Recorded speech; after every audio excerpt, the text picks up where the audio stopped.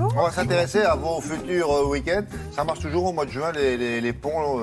Il y en a autant qu'en mai. Non, il y en a moins. Il y a Ouais, mais enfin bon, il y a la alors, Pentecôte. au-delà des ponts, pour cet été peut-être, on ne sait voilà, pas. déjà. Alors vous allez voir, ça a du chic, du chien, du caractère. De quoi s'agit-il? Précisément les adresses de Marie-Dominique Perrin. Avec, on commence par quel endroit?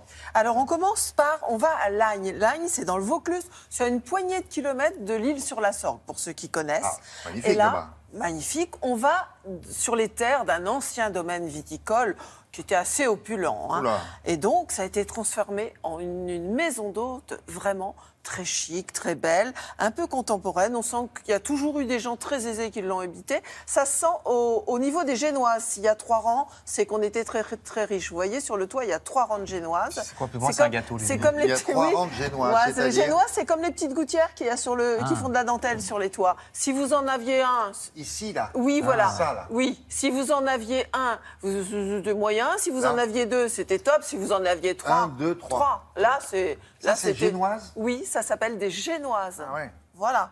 Donc là, vous étiez vraiment très, très aisé. La J'ai une deuxième maison avec 3 génoises. génoise, c'est top, hein? Ah ouais. Ouais. Allez, on y Bon, va. allez, en route. Ils rêvaient de Sienne et de la Toscane. Finalement, le Luberon leur a paru plus accessible, avec ses paysages assez semblables, redessinés par l'homme.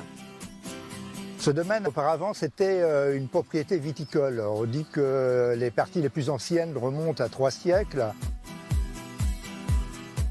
C'est une propriété assez curieuse parce qu'elle se rapproche de l'architecture d'une bastide, mais en revanche, elle a des volumes. Les bastides sont toutes basses de plafond. Celle-ci est assez imposante, elle dispose d'une maison de maître. Dans d'autres ailes, nous avons les chambres d'hôtes.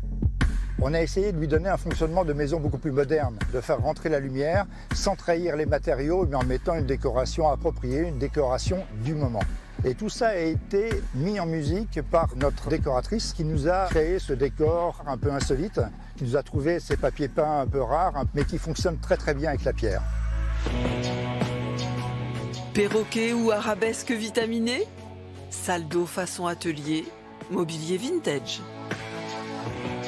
Et puis 10 000 mètres carrés de jardins aménagés sous les pins et les cyprès.